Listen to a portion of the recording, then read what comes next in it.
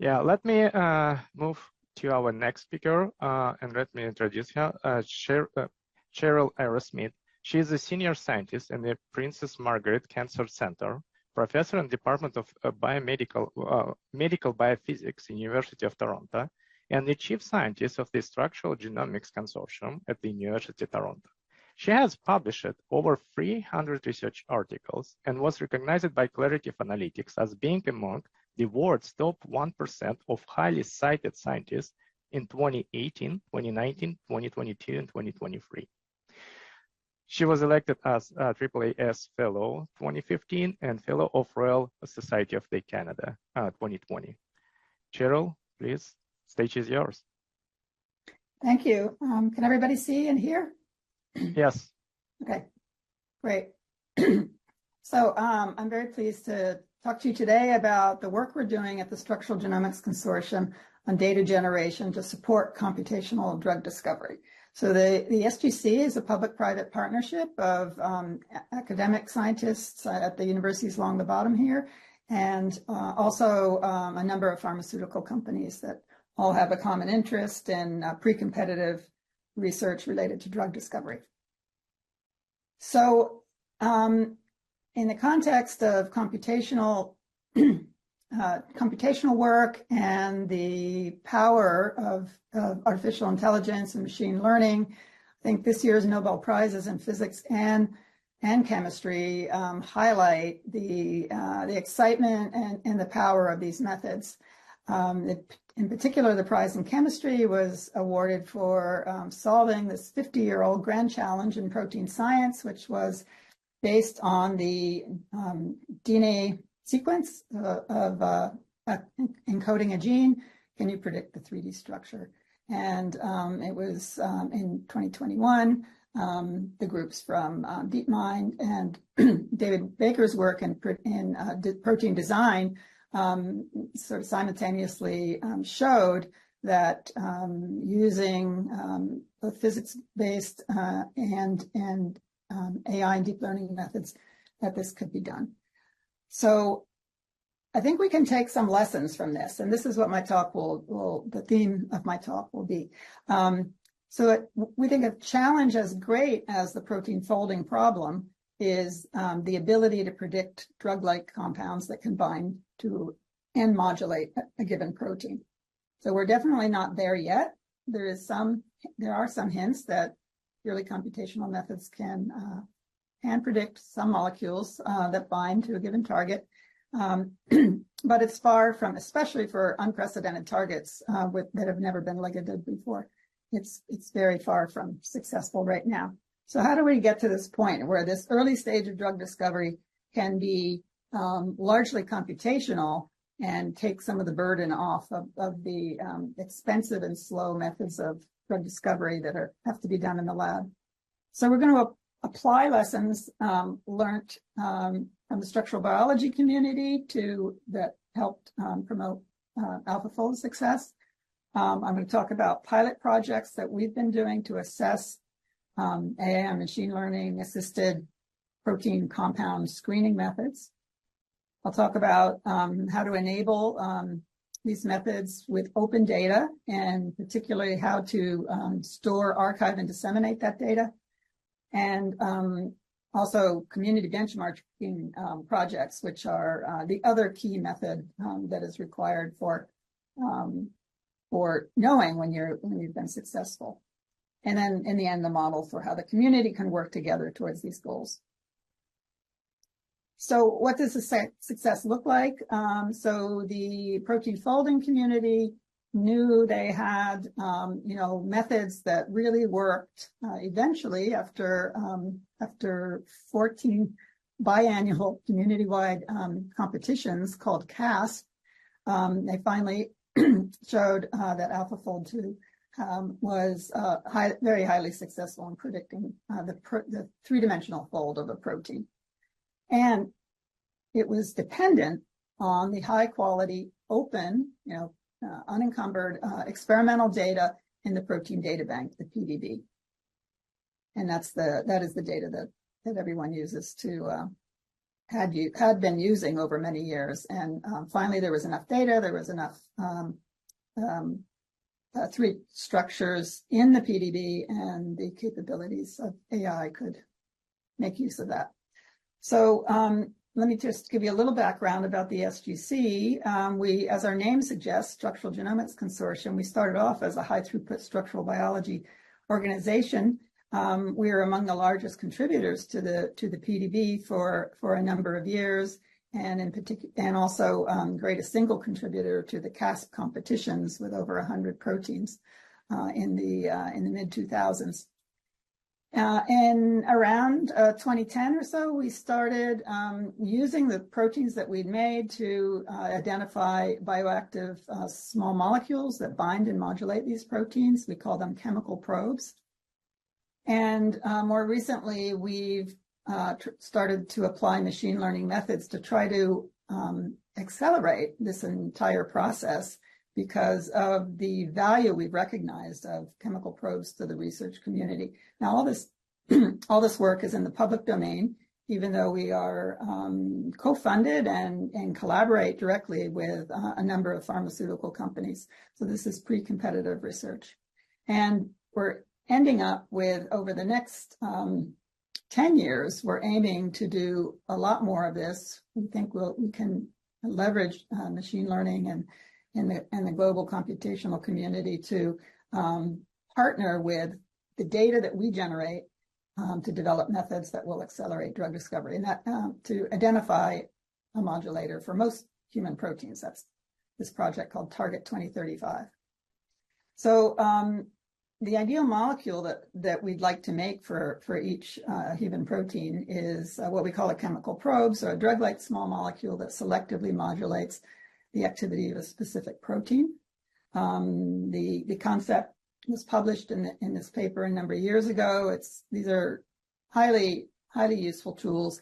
Often the type of tool that one makes initially when you have a target of interest to ensure that pharmacological inhibition or now knockdown or chemical knockdown with a PROTAC or degrader gives you the phenotype that one's interested in.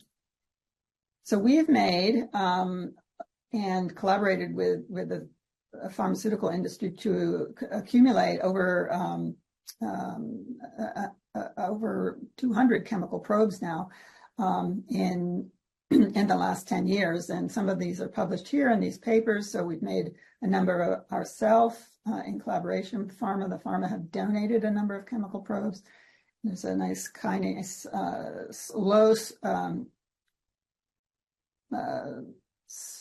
somewhat selective set of kinase inhibitors called the kinase chemogenomics set. So these are all publicly available compounds and the data that goes with them.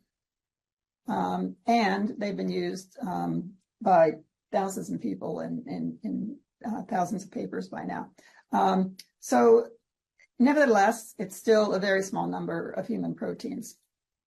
And so there's this dark proteome. This is a number of published papers given for each of the roughly 2,000 human proteins. So most of these are understudied with no publications on them. We can predict their structures now, but we still don't know what many of them do functionally. Unbiased genomic studies, such as GWAS studies, et cetera, have shown that most human proteins have some kind of link to a disease.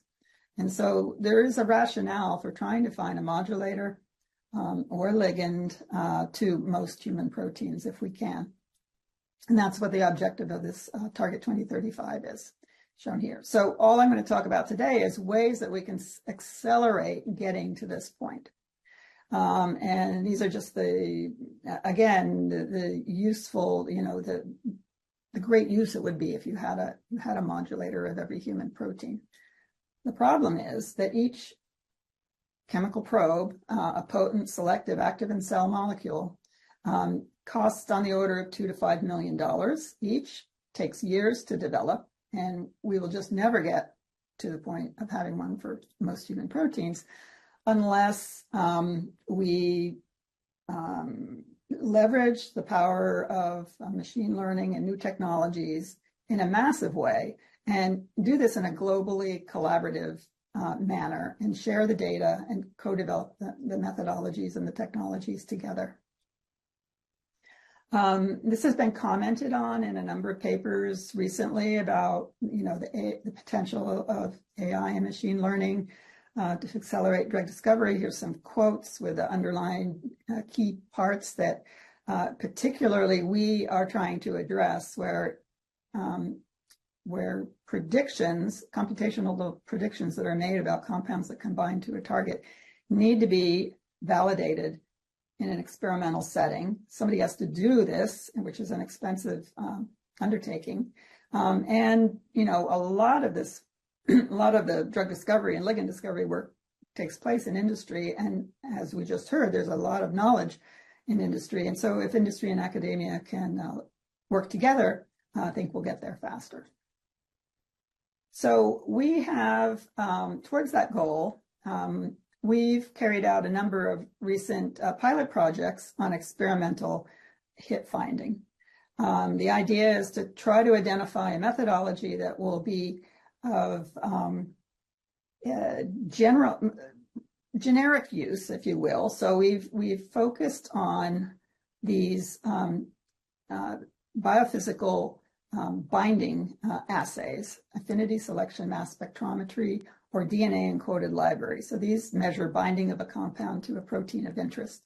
And we're trying to get away from the more expensive and more technically demanding assays, such as X-ray fragment screening, which works and is quite useful, but requires special setup and materials, and the hits are very weak, or specific functional assays, for example, or plate-based methods that require also a lot of tweaking and maybe different for different proteins.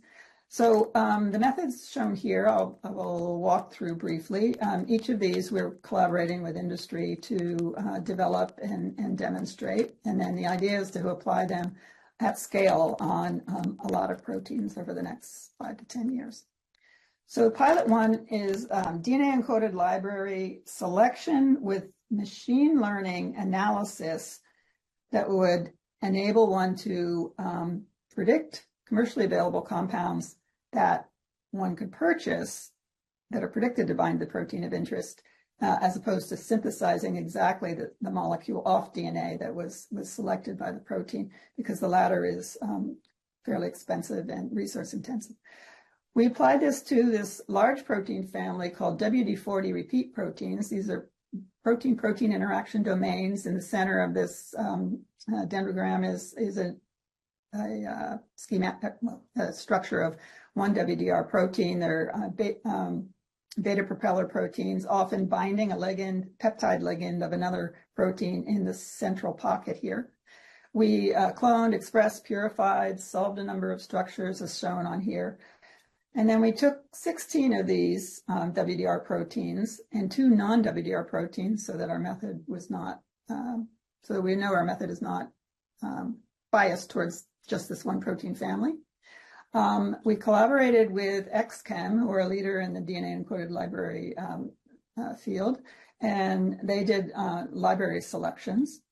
We then collaborated with a company called Zebi AI at the time, now Relay, and they used the method published by McCloskey et al. In 2000 to use machine learning to analyze the data, the selection data, and predict compounds that would bind to our 18 targets.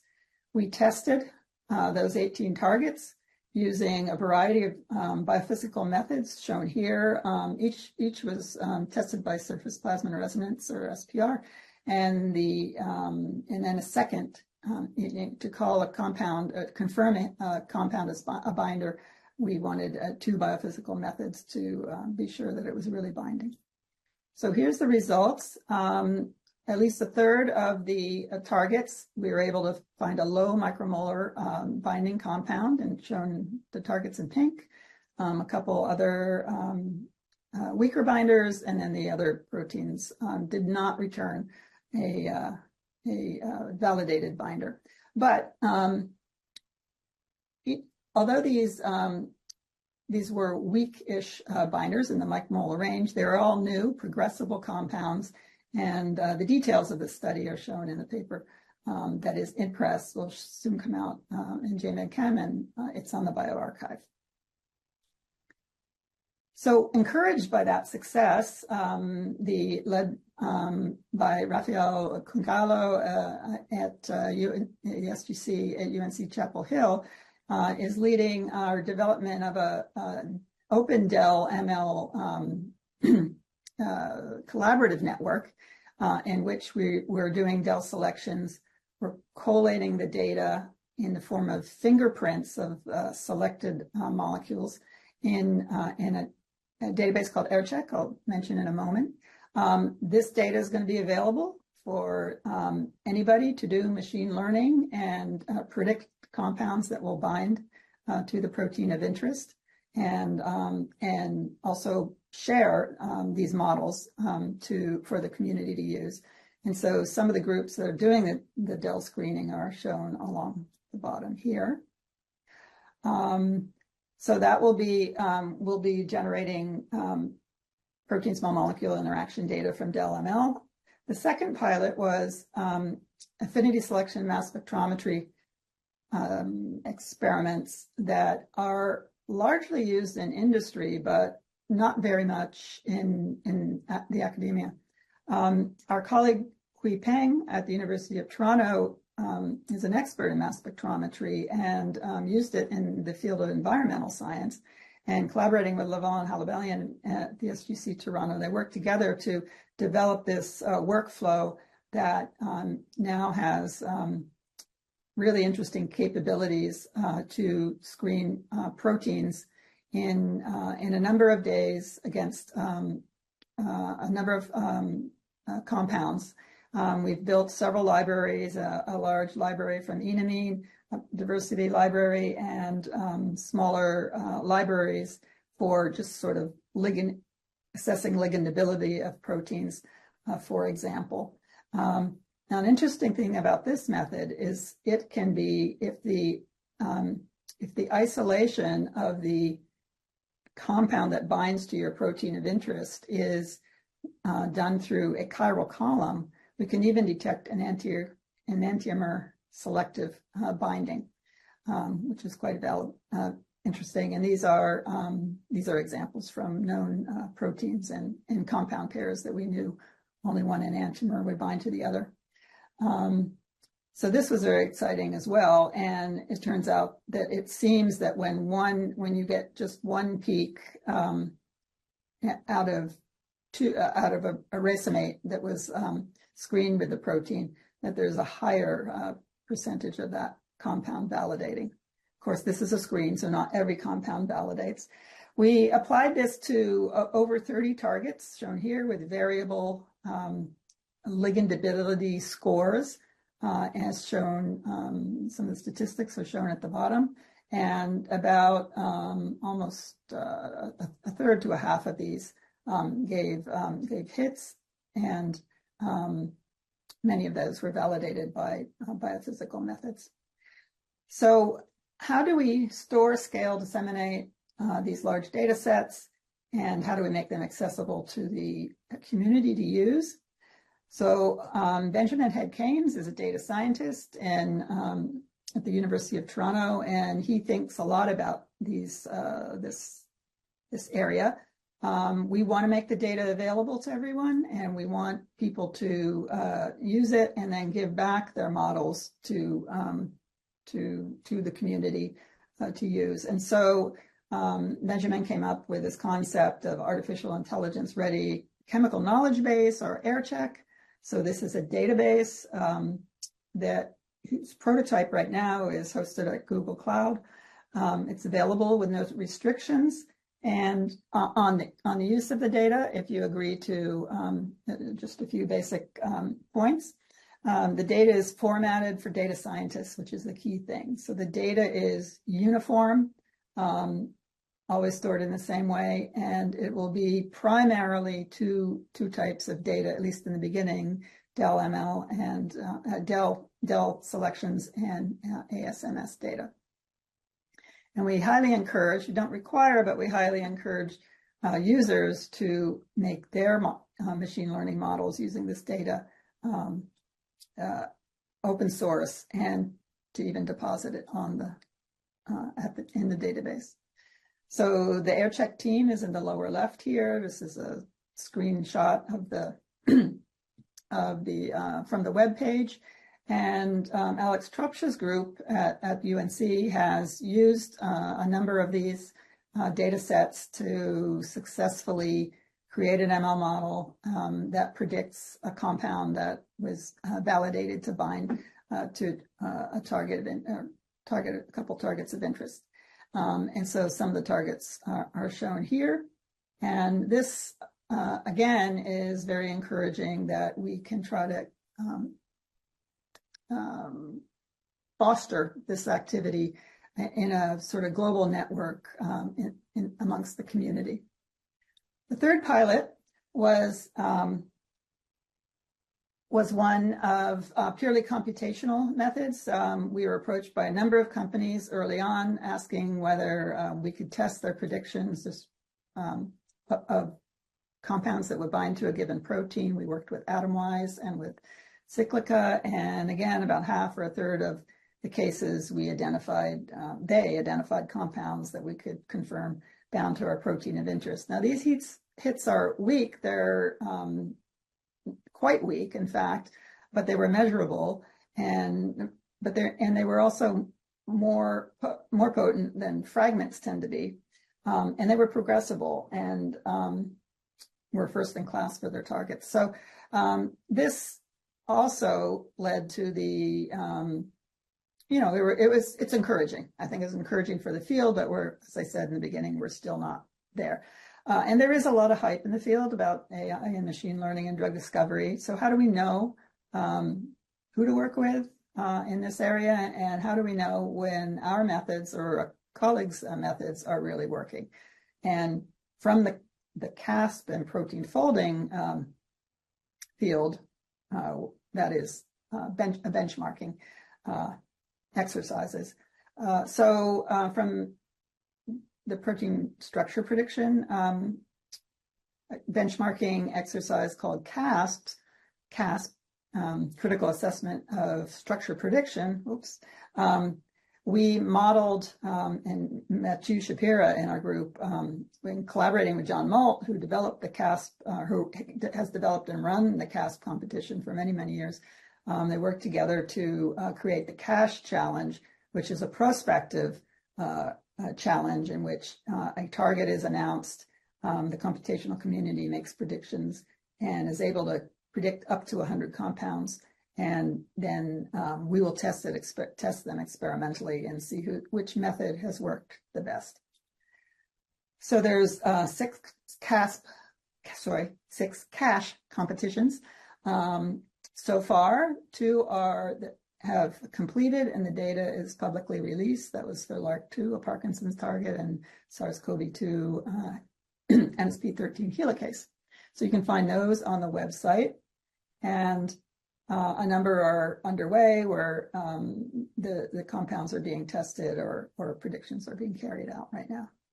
So this is a systematic self-consistent analysis for each protein, and it's a lot of experimental validation needed for this, but we think that it's useful to monitor over time how well the computational community is going to be able to predict compounds that bind.